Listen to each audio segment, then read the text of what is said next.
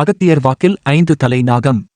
அகத்தியர் சித்தர் மரபில் 5 தலை நாகம் மிக முக்கியமான மெய்யியல் மற்றும் ஆன்மீக பொருளை கொண்டது.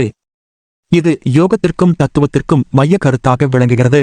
5 தலை நாகத்தின் அர்த்தத்தை அகத்தியர் ஆன்மீக, தெய்வீக மற்றும் தத்துவ மையங்களில் விளக்கியுள்ளார். 5 தலை நாகம் ஒளிவடிவ சக்தியின் அடையாளம். அகத்தியர் 5 தலை நாகத்தை ஒளிவடிவ சக்தியுடன் இணைத்து கூறியுள்ளார். 5 தலைகள் 5 முகங்களில் இருந்து வெளிப்படும் சக்திகளை சுட்டிக்காட்டுகிறது. தட்சிணம் தெற்கு அக்னியின் சக்தி, வடக்கு சாந்த சக்தி, கிழக்கு ஞானத்தின் வெளிப்பாடு, மேற்கு தாரக சக்தி, மத்தி அனைத்து சக்திகளும் இணைந்த ஆதியாதார சக்தி, குண்டலினி சக்தி. நாகத்தின் தலைகள் மனித உடலில் 5 சக்தி மையங்களையும் குறிக்கின்றன. இவை மூலாதாரத்தில் இருந்து உடல் முழுவதும் எழுந்து சஹசிராராதியாகம் வரை கொண்டு செல்லும் சக்தியை பிரதிபலிக்கின்றன. பஞ்சபூதங்களுடன் தொடர்பு. அகத்தியர் நாகத்தை பஞ்சபூதங்களுடன் இணைத்து விவரிக்கிறார். நீரின் சக்தி. நாகத்தின் அசைவுகள் நீரின் போக்கை ஒத்ததாக காணப்படுகிறது. நிலத்தின் சக்தி. நாகத்தின் சக்தி மையம் நிலத்தின் அடிமட்டத்தை பிரதிபலிக்கிறது. அக்னியின் சக்தி. நாகத்தின் தலைகளின் ஒளிபரப்புகள் அக்னியின் ஆற்றலை பிரதிபலிக்கின்றன. காற்றின் சக்தி. நாகத்தின் அசைவுகள் காற்றின் சுழற்சியையும் சுட்டிக்காட்டுகின்றன. ஆகாச சக்தி. நாகத்தின் பரந்த தோற்றம் ஆகாச சக்தியின் எல்லைமையை குறிக்கிறது. யோகத்தில் 5 தலை நாகம். அகத்தியரின் யோக நெறிகளில் 5 தலை நாகம் என்பது யோகியின் ஆன்மீக முன்னேற்றத்திற்கான சூத்திரமாக குறிப்பிடப்படுகிறது.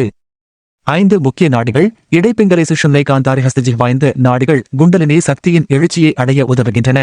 சாதகன் தெய்வீக நிலையை அடைதல். 5 தலை நாகம் யோகியின் ஒவ்வொரு சக்தி மையத்திற்கும் ஒரு தெய்வீக கருத்தை வழங்குகிறது. இது நாகத்தின் பன்முகமாக சித்தரிக்கப்படுகிறது.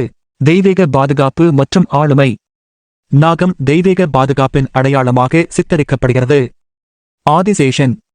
விஷ்ணுவின் மேல் பாதுகாப்பாக இருப்பது ஆதிசேஷன். 5 தலைகளும் பிரபஞ்ச சக்தியின் பங்களிப்பை குறிக்கிறது. சங்கரன் மீது கண்ணாடி நாகம். சிவபெருமான் தன்னைச் சுற்றிலும் நாகத்துடன் இருக்கிறார். இது நாகத்தின் ஆளுமை மற்றும் சக்தியை பிரதிபலிக்கிறது. 5 தலை நாகம் குணங்களின் ஒற்றுமை. அகத்தியர் 5 தலை நாகத்தை மனித குணங்களுடன் தொடர்புபடுத்துகிறார். சாமம் அமைதி மற்றும் தெளிவான மனம். தானம் தியாகம் மற்றும் தர்ம வழிபாடு. தபஸ் தியானத்தில் குறியாக்கம். தர்மம் நீதியும் நியாயமும். மோக்ஷம் ஆன்மீக விடுதலையின் உச்சநிலை. நாகம் இந்த குணங்களை ஒருங்கிணைக்கும் அடிப்படையான கருத்தாக சித்தரிக்கிறது. அகத்தியர் பாடல்களின் தகவல். அகத்தியர் தனது நாகதர்மசுரம் மற்றும் தத்துவ பாடல்களில் 5 தலை நாகத்தை விளக்குகிறார். பாடல். 5 தலை நாகம் காணும் யோகி மெய்ஞானமே அதன் வழியே ஆகும். சக்தி பாங்காக அடைதல் வேண்டினால் நாகத்தை எண்ணி தியானம் செய்ய வேண்டும். இந்த வரிகளில் அகத்தியர் 5 தலை நாகம் யோகத்தின் நுட்பமான செயல்முறையை விளக்குகிறார். அனுபவம் அடிப்படையில் விளக்கம். நாகம் என்பது சின்னம் மட்டுமல்ல, ஆன்மீக சக்தியின் உயிர்த்தொகுப்பும் ஆகும். உலகத்தின் அமைதி. நாகத்தின் சக்தி இயற்கையின் பங்கு மற்றும் அமைதியை விவரிக்கிறது. உயிரின் சக்தி.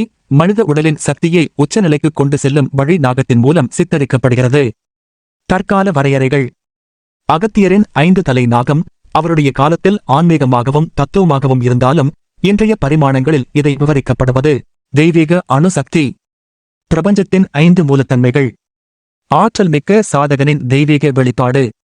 5 தலை நாகம் அகத்தியரின் ஆன்மீக கருத்துக்களில் மகத்தான இடம் பெறுகிறது. இது பஞ்சபூதங்களின் சக்தியை ஒருங்கிணைத்து மனிதனின் யோக சாதனையில் முக்கியத்துவம் பெறுகிறது.